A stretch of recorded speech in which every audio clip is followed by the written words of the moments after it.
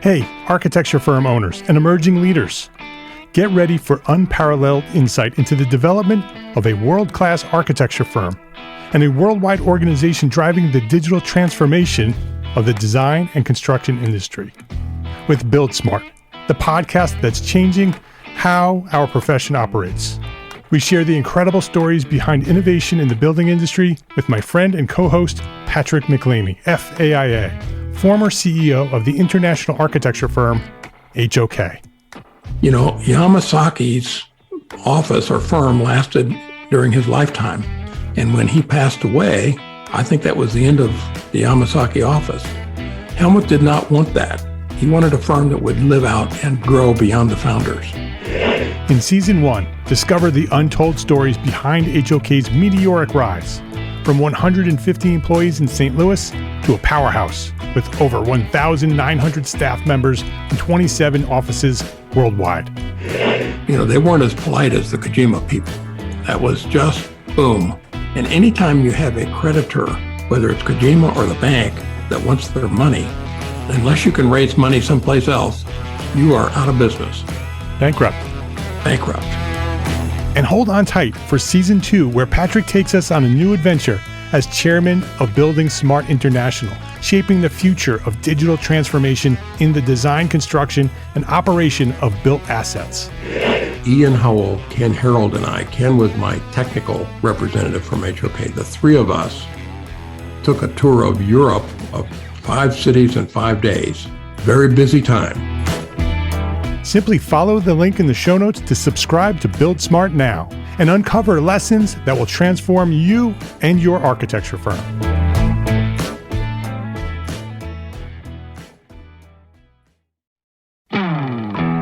Hey, architecture firm owners and emerging leaders.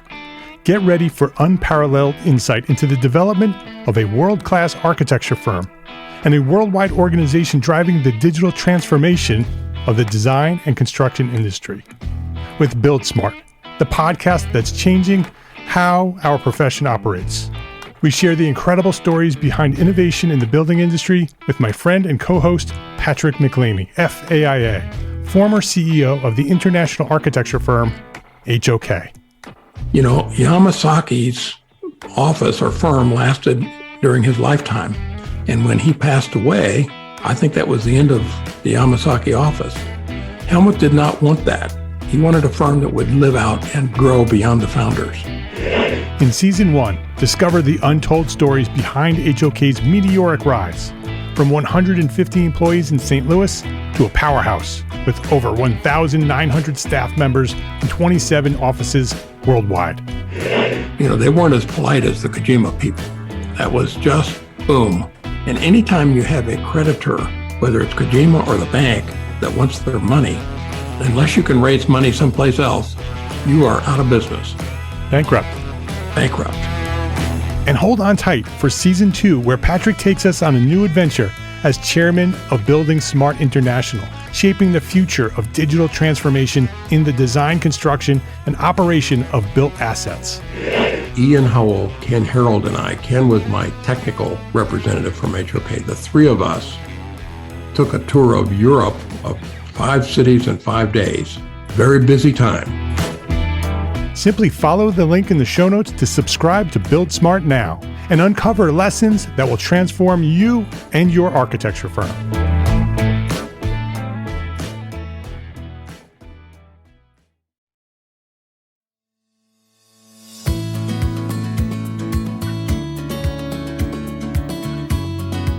My name is Mark R. LePage, and you are listening to EntreArchitect podcast, where each week I speak with inspiring, passionate people who share their knowledge and expertise, all to help you build a better business as a small firm entrepreneur architect. Stewart Davis, welcome to EntreArchitect podcast. Thank you, Mark. I'm really glad to be with you. Appreciate it. This is going to be fun. Stewart Davis, AIA, is the principal architect and design director at CG&S Design Build in Austin, Texas. We're going to be in Austin in November for our annual meeting conference, our first conference. I'm excited about that. CG&S is a company specializing in significant residential renovations. And so we'll talk a little bit about that. We'll talk a little bit about design build, maybe. We'll see where it goes. Before we do that, Stewart, I want to know more about you. I want to know about you as an architect. When did you discover your passion for architecture, and maybe who or what inspired you to become an architect? Okay, well, everyone loves to talk about themselves, so stop me if I go too far. I think I started really being interested in architecture way back when I was a young lad, building sets, Legos, and other things like that. There were various kinds of construction sets in those days. Did you have an erector set? Yeah, I had an erector set. The metal I had ones? 3 or 4 kinds. Yeah, with the screws and all that. This was back in the mid '60s. And then I had sort of a bad habit of drawing and doodling and just sort of sketching things when I was supposed to be paying attention in class. And then when I got to high school, drafting was available. With T-squares and triangles and pencils and things like that. Did they call it? Did they call it drafting or mechanical drawing, or it was called drafting? They called it drafting, Yep. and I figured out a way to take drafting for 4 consecutive years. This was back in what we used to have this thing called the quarter system. Yeah. Where it wasn't semesters. Anyway, you weren't supposed to take more than a year or 2 of drafting for credit, but somehow I figured out how to do it. And so every quarter, every year I took drafting, and I just loved, my passion for this started with just the interest in drawing, the physical act of drawing and using tools and using my hands to figure things out, and this is way before CAD, of course. So, people ask me that a lot. It's like, when did you know you were, born to be an architect? It's like, it's not that profound. It's really not. It's just, I just like this environment, And so when I got out of high school, I was advised to either go into civil engineering or architecture, and I chose architecture. Is that where you discovered architecture, or did you know that there was a profession called architecture before that moment in high school? I knew of the profession, and there was a guy or two in our drafting class whose dads were architects, but I didn't have any direct relationship with the profession whatsoever, Yep. So I just happened to choose architecture, because that seemed to be, I couldn't imagine myself being an engineer. That was a good choice. So I started at Texas A&M back in the fall of 1978 and transferred out of there midway through, and then finished up at the University of Texas at Austin and graduated in '83 from there.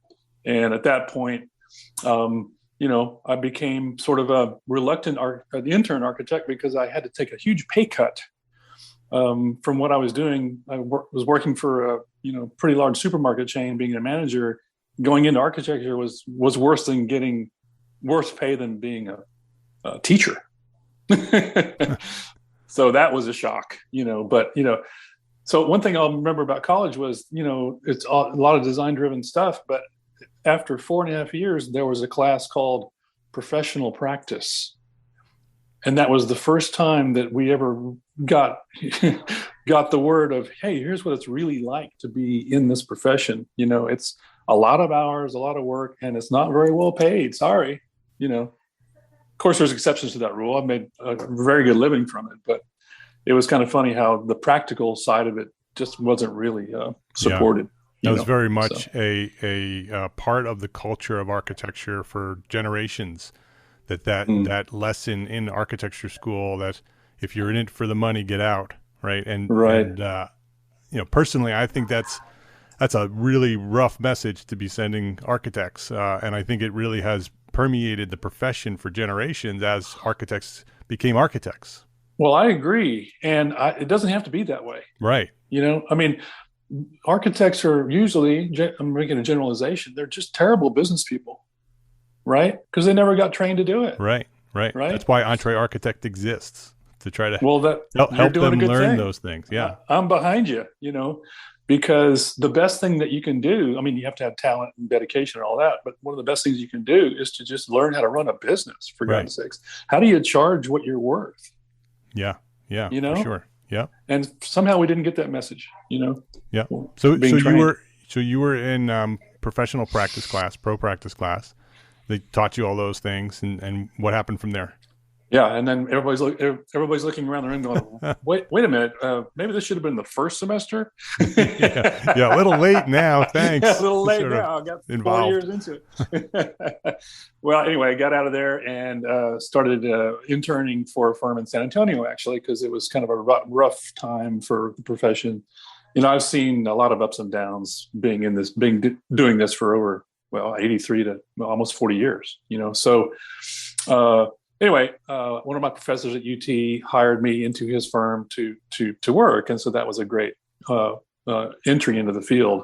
Didn't know anything about it. Another thing I should have done back in the school days was to intern for or a summer job or something with a real firm, But I didn't do that, and so I was coming in completely cold. So anyway, so what happened when you did that? Why was that a bad choice? Because the act of being in an office and the act of working with people on real projects is much different than being in school. Yeah. And so, to make myself useful was difficult in those first few months or years. So I don't know.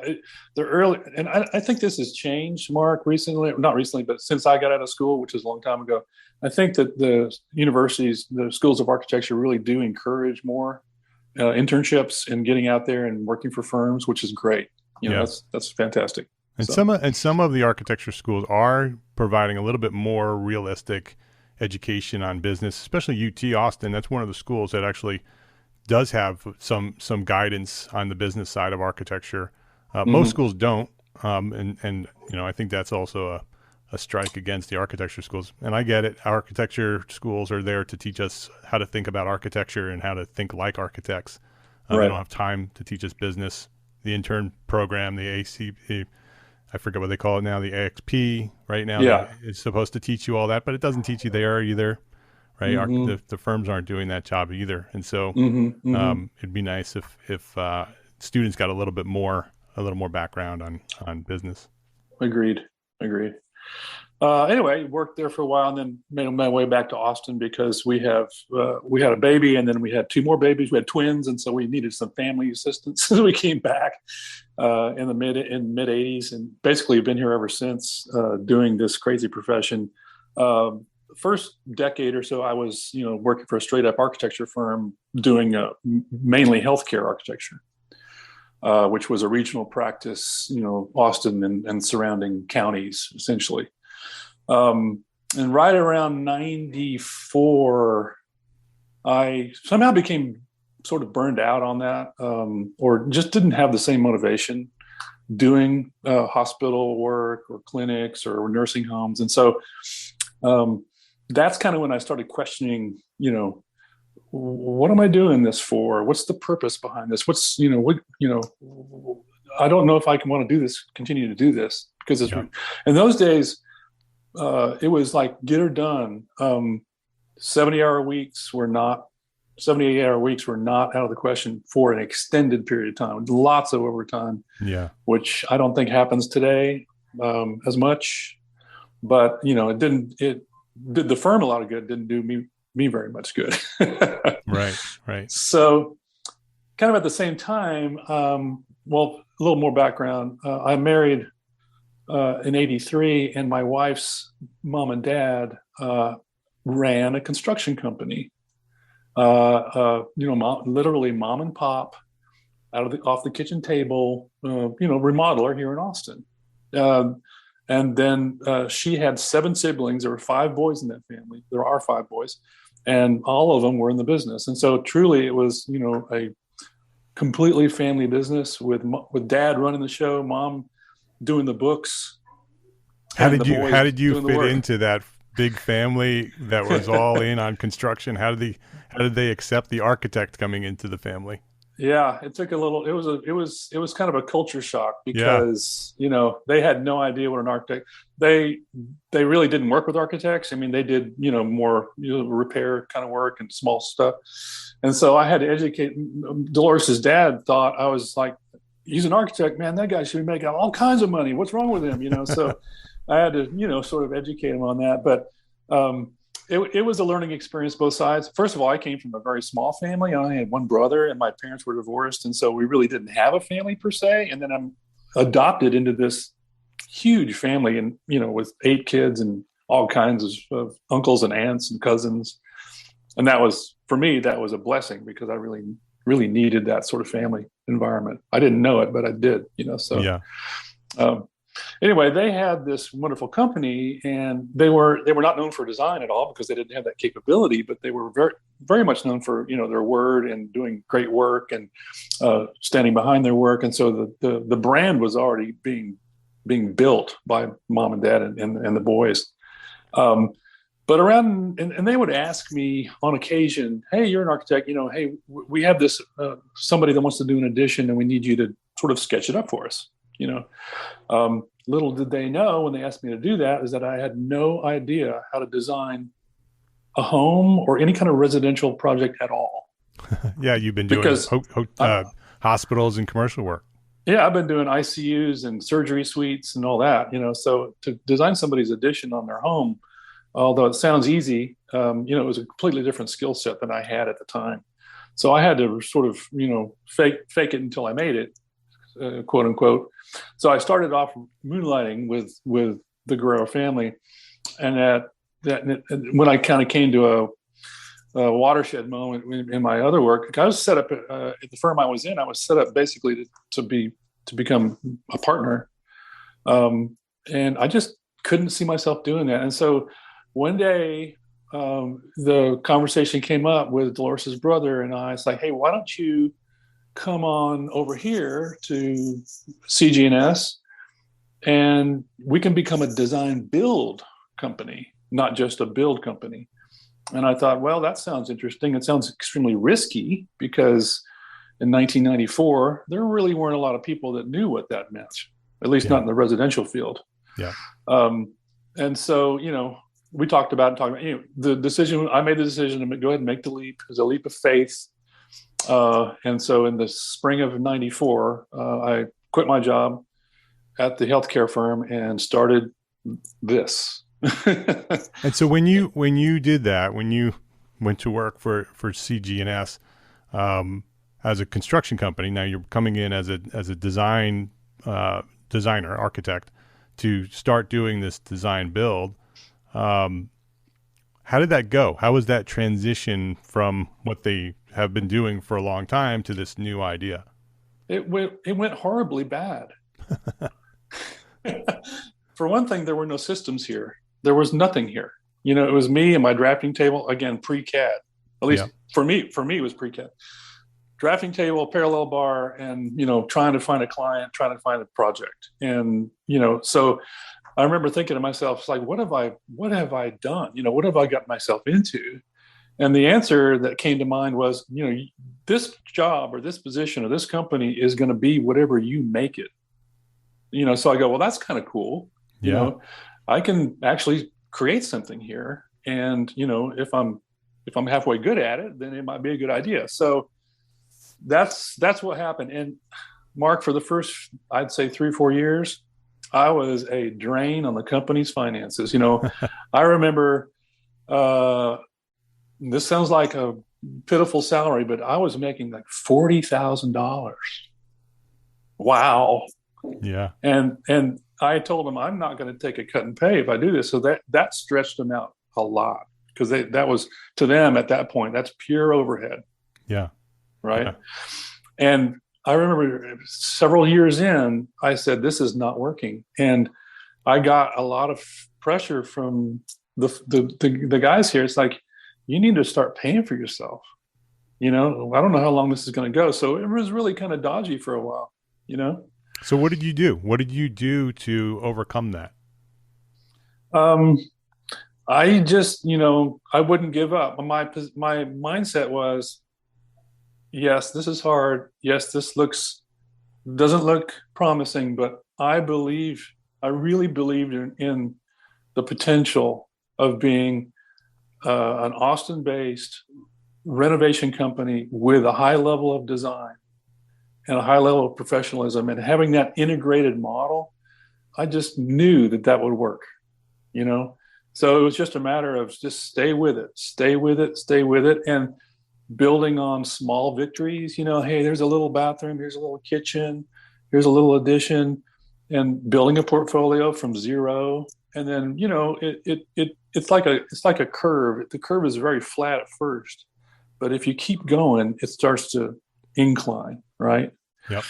And at some point, like in late 90s, that's kind of when stuff started to take off. So literally it was a 5-year leap of faith at that point. But from the late 90s on, in the late 90s, as you remember, that was the .com boom, and so there was a lot of money and a lot of projects that were started at that time. Yeah. So we kind of caught that and kind of rose up on that, and slowly over the years, we started adding staff, and I actually had somebody that would do the drafting for me, and then I had another architect here, and then I had another architect here, and then, so it just kind of built on itself. Let's take a quick break to say thank you to our sponsors for their support of this episode. This episode is brought to you by BQE, the makers of BQE Core, systems and standard operating procedures. You already know that that's how to build a profitable business and find the freedom you want. You need systems and procedures. But you struggle with choosing which systems you need most and how to implement those systems quickly so you can get back to doing what you love most. The Designing Your Business Masterclass series was created by acclaimed architect and business consultant Douglas Teager to help fellow architects and engineers run their firms more profitably while maintaining a healthy work-life balance. Douglas grew from a solo practitioner to become managing partner of his 30-plus person firm, and then later sold his firm so he can do what he does today, helping architects be more successful at Teager Consulting. On the third Wednesday of every month, Douglas dives deep into an essential topic that will strengthen the profitability of your firm and make it sustainable for growth in years to come. Register now for the next Designing Your Business Masterclass with Douglas Teager at bqe.com/masterclass and start implementing powerful systems for the profitability you need and the freedom you want. Every live masterclass session includes AIA continuing education credit, and when you visit bqe.com/masterclass, you'll have access to the full library of past sessions on demand. The Designing Your Business Masterclass is free, and it's brought to you by our friends at BQE, the makers of BQE Core, the software that makes it easy to manage your projects and people for maximum productivity and ultimate profitability. Register now for the Designing Your Business Masterclass at bqe.com/masterclass. That's bqe.com/masterclass. This episode is brought to you by FreshBooks. There's a lot to love about being an entrepreneur architect, right? But trying to figure out our financials on our own is not one of those things. Luckily, we have FreshBooks, the all-in-one accounting solution that's built for business owners like us. FreshBooks takes all the not-so-fun parts of running a business, from building and tracking invoices, to managing online payments, to organizing expenses, and automates them with features like the digital bills and receipt scanner, saving you up to 11 hours a week in the process. It's also super easy to get up and running, and the award-winning FreshBooks support team, they are always available to answer any questions along the way. Compare that to some of the other financial management tools out there. Try FreshBooks for free for 30 days, no credit card required. Go to freshbooks.com/architect to get started today. That's freshbooks.com/architect. So what will you do with 11 more hours each week? This episode is brought to you by arcat.com. We all have that one story, that one project that had such a unique situation that it required a solution that you had rarely considered before. We share these stories in private professional circles with our friends and our colleagues, but there has never been a collection of these stories of conflict and triumph all in one place until now. Detailed is a podcast series that features architects, engineers, builders, and manufacturers who share their insights and expertise as they highlight some of the most complex, interesting, and oddball building conditions that they have ever encountered, and the ingenuity it took to solve them. Join host Charisse Lakeside, aka CSI Kraken, a senior specifications writer at RDH Building Science, as she uncovers lessons learned to help you navigate similar challenges that may arise in your next project. Detailed, an original podcast by ArtCat. Listen and subscribe right now at arcat.com/podcast. That's arcat.com/podcast. arcat.com/podcast. Detailed. Every building has a story. Please visit our sponsors today and thank them. Thank them for supporting you, the EntreArchitect community. What did you do early to market yourself in order to get that transition to happen from struggling, not being able to find the work, to finding those original small victories? How did you even find those small victories? Yeah, we made a lot of mistakes. We did some crazy marketing things like, hey, let's do our own workshop, and setting up in this big room with a lot of different, topics, which didn't go over very well. And then we went there, the home and garden show we used to go to every 6 months, and had a nice booth, had a nice spiel. Didn't realize that those were not our buyers. Those people are looking for the jewelry cleaners and the magic brooms and stuff like that. Yep. And bringing people in here to workshops, and just sort of getting the word out. What is design build? Here's what it is. Here's why it's a good idea. And that it was just sort of trial and error. And we also thought maybe we could partner up with architects and interior designers and do it that way, market that way. But what we found was that those folks looked at us as direct competition, or sort of threatening to them, because we were a good contractor, but we also had design, and that didn't appeal to them very much. So that avenue didn't work. Yep. But I think it was a matter of, we always believed in professional photography. I got that from earlier firms. And so everything we did, even though they were, they weren't Architectural Digest level or even fine home building level, but there were interesting features. And so we shot everything professionally. We paid the money for that. And that's, I think, a very important fundamental. And then we hired a PR firm to sort of put out the word. And she found us, she had the editorial calendars of all the magazines. And this is kind of before Pinterest and In-House and all that. So these were print publications. But we got placed in a bunch of different publications with some projects. And so eventually we wound up getting the cover of Remodeling Magazine with a project. And we were on the cover of Fine Home Building. And, anyway, This Old House. And so, that's kind of how it worked. We always also believed in marketing. We didn't skimp on marketing. So even now, with this amazing amount of work, we're still heavily marketing.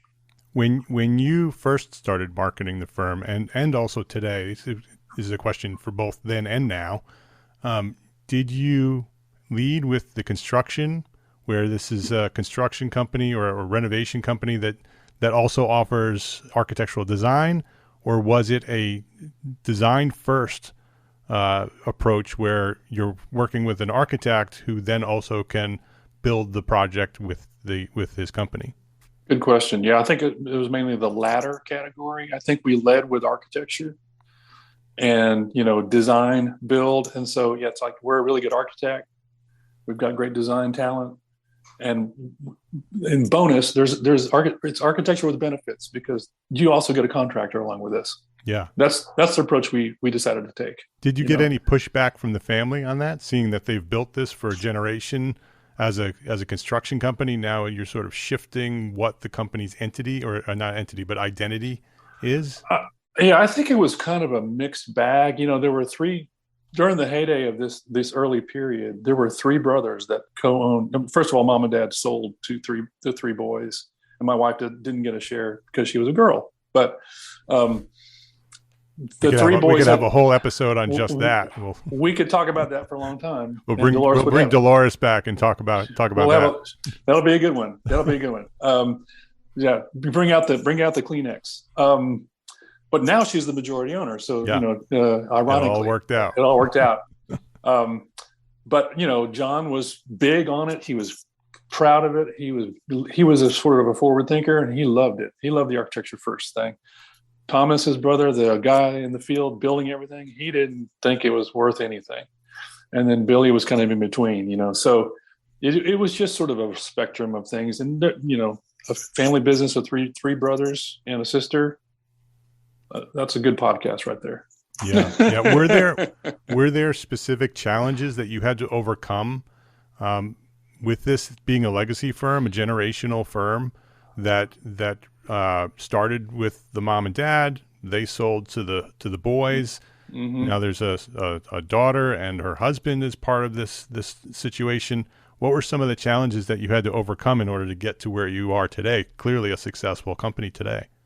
Yeah, well, I always say that's a good question. I always say it's pretty much a miracle that we're still here, because we went through probably 4 major transitions, family buyouts. One by one, the brothers would buy each other out, and in the end, we bought them out. So, very few companies, I think, could go through that. It was basically a very, very tumultuous time. There's some hard feelings involved. There's sibling stuff going on. There were a lot of interactions here at the office during those days that were completely unprofessional. Dad had a problem with, he knew that he couldn't do this forever, but this was his baby, and this was his identity. It's very common. And it was not easy for him to retire. And there were a lot of difficult moments there. And then once we got beyond that, we had my wife, who's the general manager, as the little sister, and whatever she says, was discounted.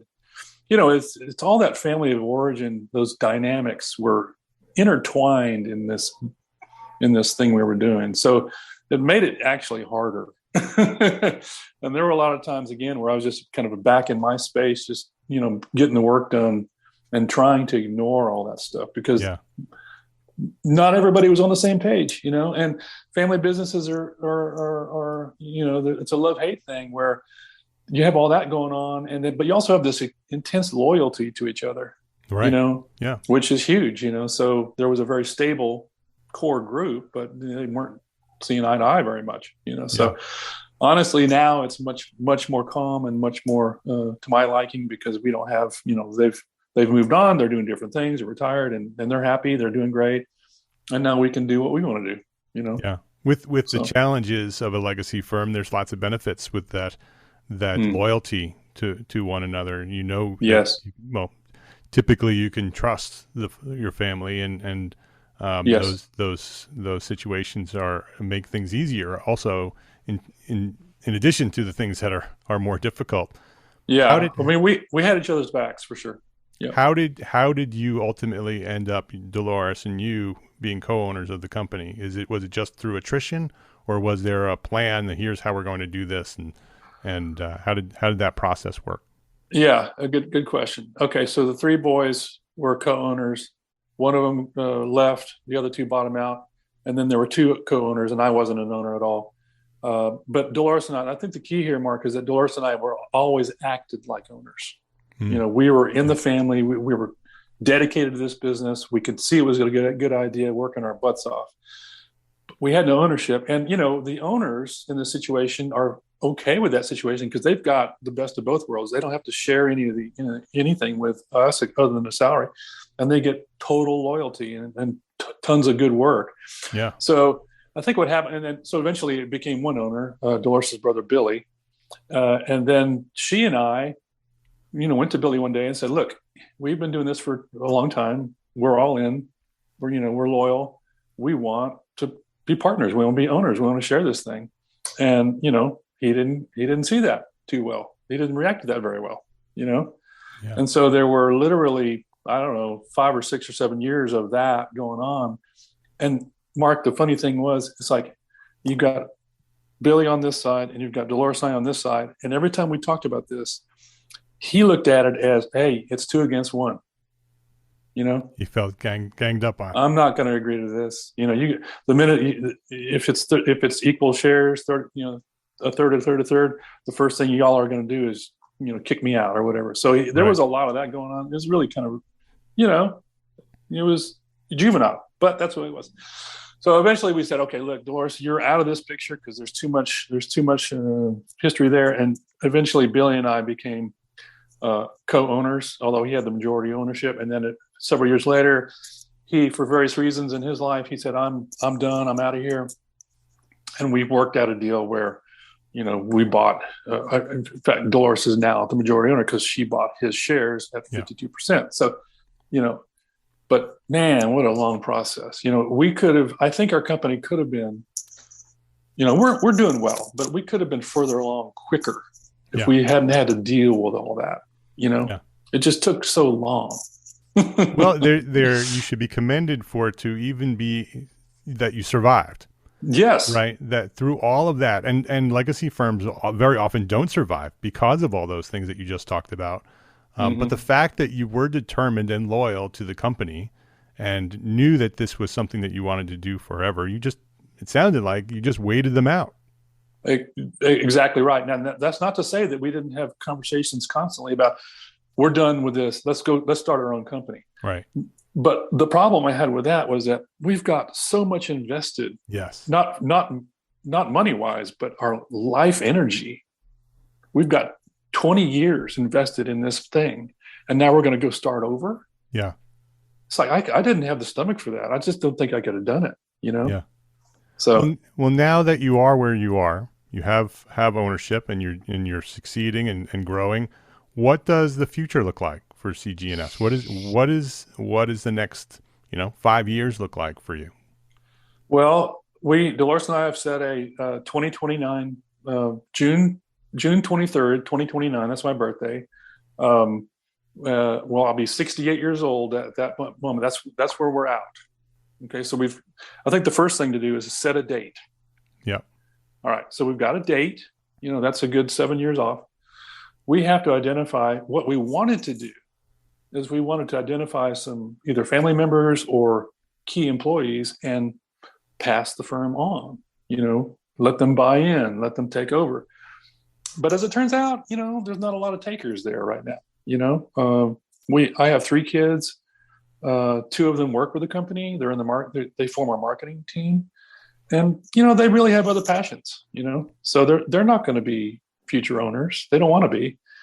And so, I think what's going to happen, what we're planning on doing now, is to fine tune our systems, become consistently profitable, quarter after quarter, year after year, and create a company that is highly sought after, and we're going to sell. Yeah. But we're not there yet. We don't have the consistent financials we need. But I think that's that's our current plan, because so it's sort of a sad event because I don't think it's going to be going to the next generation in terms of the family. Yeah. But it's the mom and dad are just so proud of this place, and everybody who knows us, or we've really carried the legacy forward, I think, and that's going to be the next chapter. So hopefully that the buyer is going to respect that also. Yeah, for sure. And that buyer, you'll have a choice on who buys it, so you'll be able to look for somebody who has that same passion and respects the history and the legacy of what this firm is, and even though they may not be family, and you have 7 years still. You never know. Some of your family may come around, right? Right. But even if they don't, and you build it into an asset that you can sell, which is great. And that is with a legacy firm, that is one of the options, is to build it into an asset, right? Build your system so there's repetitive systems, and that way you have something to sell. That it doesn't depend on you being there, right? You have systems in place, and you have marketing in place, and you have people in place, and you can basically walk away and somebody buy it and turnkey architecture business. That's correct. Yeah. So we need to refine our playbook and our systems and our procedures, and we need to make everybody. I'm I'm now doing mainly sales and not architecture, although I do a good bit of design just conceptually. But we don't, as you said, the firm is not as valuable if I'm the salesperson and everybody knows me, and I'm bringing all the work in. There's no value to that. And I think we never, in this company, we never promoted individual architects. Like I'm not a famous name out there. Stewart Davis architect is not a famous name, because a long time ago we decided, and we've got a lot of talented architects here, but they're not name architects, right? We don't want that. We want this to be a company. And so, the people who are name architects that are in town, what's their plan? Right. What's their succession plan? They can't sell with them being the only one that's the brand. It's like a dead end. It's not a smart business model, to me. Yeah. So by having it this way, the people are interchangeable. I mean, they're all talented and cultural fits and all that, but it doesn't depend on anybody, ideally. So that's what we're shooting for. So between now and 2029, that's my main goal. Yeah. It sounds like a good plan. I wasn't thinking about that too much earlier, but yeah. Now I am. That's actually something that we at EntreArchitect, we have several mastermind groups, peer groups, professional peer groups. We have 19 of them. And one of them, some of them are specialty groups. Most of them are general architecture peer groups, but some of them are specialty groups. And one of them is a legacy firm group. It is actually a group of architects who are at either end. Either they're preparing to sell or they are preparing to buy. And they meet every week and they talk about strategy and learn from one another and do all those things. So that might be something you might be interested in looking into. If you're interested, I could send you some information on that. Absolutely. I'd love to know more about that. Yeah. Yeah. And so if there's anybody else out there also who's interested in the legacy firm mastermind group, we'll put links to that on the show notes, so others can look at that as well. So as we wrap up here, Stewart, what is one thing that a small firm architect can do today to build a better business for tomorrow? This is a great question for you. This is the question that I ask everybody, because you've grown this, right? You've been there from the beginning, right? This was a firm that existed. You came in, you've transformed it into a different type of firm. Now you're building it into a legacy firm that can be sold. You've been along this journey every step of the way, right? From an architect's point of view, you've sort of been involved in the evolution of this firm from at every point of view. So what do you think that an architect can do, sort of a short-term strategy to build a better business for tomorrow? The thing that comes to mind, Mark, first and foremost is, try not to be a micromanager, try not to be a control freak, or, have all the decisions run through you. If your name is on the firm, hire people when you can afford to. Hire people that are better than you, smarter than you, and just let them go with it. You got to oversee it. I mean, I sign and seal every set of drawings going out of here, so I'm checking on everything. But I just admire everyone who's here, and my job is to support them and make sure they're happy and fulfilled in doing what they're doing. My job is not to cut them down or criticize or to take credit for their work or any of that stuff. That's what I would suggest as, boy, if you can get a tight team like that and they are able to, they make their design decisions. You might charrette it or you might talk about it, but it's, they have authorship over their work and proud of it. And you're going to be successful as the owner. It's going to make you more successful. I had to learn this. I had to give up this ego trip I was on. It's like, nobody's better than me at this, and that's a dead end. Yeah. That's very good advice. I mean, that's the essential formula for success, right? Is to hire good, talented people, build a system which they can work within, right? So you have some sort of control over how things ultimately are outputted, and then let them do what they do, right? Yes. Let those talented people use their talent to make you more successful. Yes, and but having hold them accountable. Right. Which is part of the system.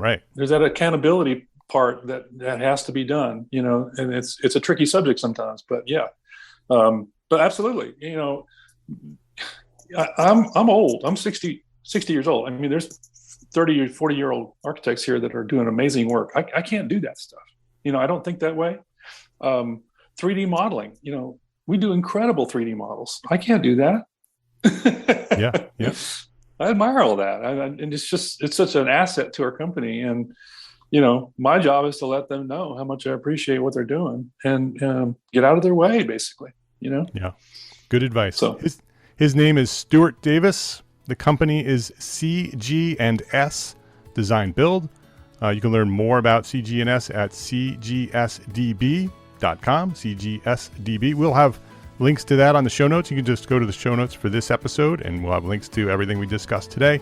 Stewart, thank you for coming by here to the EntreArchitect podcast and sharing your story. Fascinating story. I love the story. Fantastic story. And for sharing your knowledge here today at EntreArchitect podcast. Mark, my pleasure. It's an amazing experience. I really appreciate the opportunity. If you liked this episode of EntreArchitect podcast, please share a rating, write a review. Go write a review. I would love to know what you think of this podcast, and it helps other architects find us. So go do 5-star rating if you like it. Share, write a review. I'd love it. And share a link to this episode with a friend, because that's how we've grown. That's how EntreArchitect has grown to serve thousands of architects throughout the world, just like you. Thank you to our sponsors, ARCAT, FreshBooks, and BQE for their support of this episode. I ask you to support them because they support us. And if they're supporting us, they're supporting you. So go support them. Got it? Go support our sponsors. Links to our sponsors, so you can click on those links and go right to them. Links to our sponsors and all the resources we shared today are available at the show notes for this episode at entrearchitect.com/podcast. All the shows are there. entrearchitect.com/podcast. EntreArchitect is a member of the Gable Media Podcast Network. Gable Media is curated thought leadership for an audience dedicated to building a better world. Listen and subscribe to all the shows. I think there are 11 of them there now. Go there, gablemedia.com. That's GABL media.com. And I hope you're going to join us in Austin November 1st through November 3rd, 2022. Those are the dates for the EntreArchitect Community Annual Meeting, our first ever live and in-person conference for you, the small firm architect community. Visit entrearchitect.com/annual meeting right now to learn more. That's entrearchitect.com/annual meeting, and I will see you in Austin in November. Don't miss this. This is going to be great. entrearchitect.com/annual meeting. It's a conference for you, small firm architects. Thank you for listening today to this episode of EntreArchitect Podcast. Love, learn, and share what you know.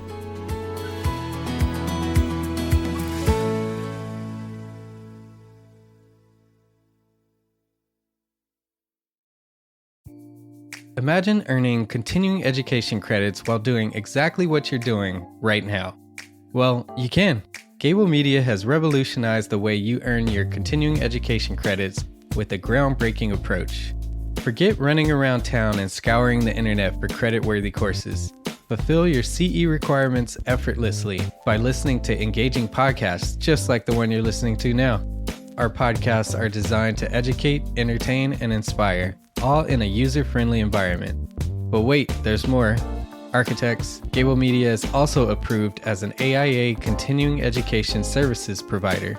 Upon completion, we handle everything, from reporting your hours directly to the AIA to storing your certificates in your personal Gable Media profile for your self-reporting needs. So follow the link in the show notes and start earning your credits in the most innovative and entertaining way possible with Gable Media. Attention architects and creative minds, get ready to supercharge your brand with Build Your Brand, the podcast that's unlocking the secrets of branding success for creatives. Hey there, it's Mark Arlepage, founder of EntreArchitect, and I'm inviting you to join my friend, architect marketing expert Jeff Eccles at Build Your Brand podcast. where he explores the captivating stories of the world's top brands and transforms their lessons into powerful moves for small firm architects and creatives like you. In Season 1, Jeff shares the thrilling tale of Southwest Airlines, where he dissects their journey to the summit and distills it into strategies tailor-made for you. It's important to keep in mind that companies like Southwest compete in the real world, just like you, and face real-world challenges, just like you. You might be surprised at how similar those challenges are to the struggles that you grapple with on a day-to-day basis. Don't miss out on your blueprint for success. Subscribe, tune in, and let's build your brand together. You may have noticed that the very best brands in the world are also known for having somewhat unique corporate cultures. That's often the glue that holds everything together when they encounter those rough spots. We don't do it because it inconveniences the passengers to whom we are primarily dedicated, the short haul, frequent flyer. Follow the link in the show notes to subscribe to Build Your Brand today. Remember, no matter the size, the journey's the same. Your brand's journey to the top starts here.